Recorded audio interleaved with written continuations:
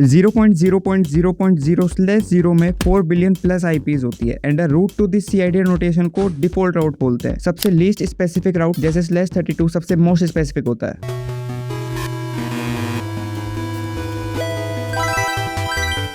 इस नेटवर्क में अगर PC1 को PC4 के लिए पैकेट भेजना है तो पहले अपने डिफॉल्ट गेटवे के पास भेजना पड़ेगा, यानी R1 का G02। एंड होस्ट जैसे PC1 एंड PC4 को कोई स्पेसिफिक राउट बताने की जरूरत नहीं है, उनको सिर्फ इतना पता होना चाहिए कि नेटवर्क के बाहर पैकेट भेजना है तो सीधे डिफॉल्ट गेटवे के पास भेज दो। R1 से R4 तक 2 पाथ है, लोड बैलेंस भी कर सकते हो या तो एक मेन एक बैकअप भी रख सकते हैं, पर अभी समझने के लिए वाया R3 पाथ लेते हैं बस।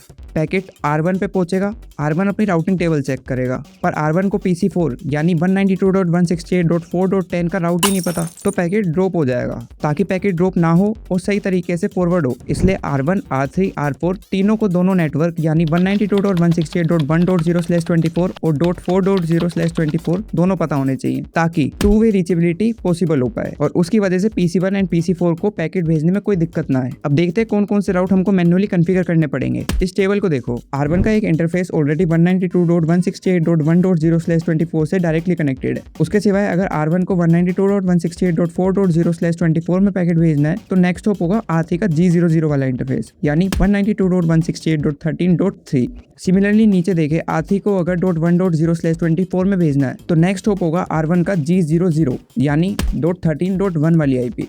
और ऐसे ही अगर .4.0/24 में भेजना है तो नेक्स्ट होप होगा R4 का G01 यानी 192.168.34.4। अब एक लास्ट राउट बचा है, वो तुम लोग कमेंट्स में बताना। बाकी फॉलो कर लेना भाइयों, 10K के बहुत पास है। अगली video lab video same network practical configure करेंगे। बाय।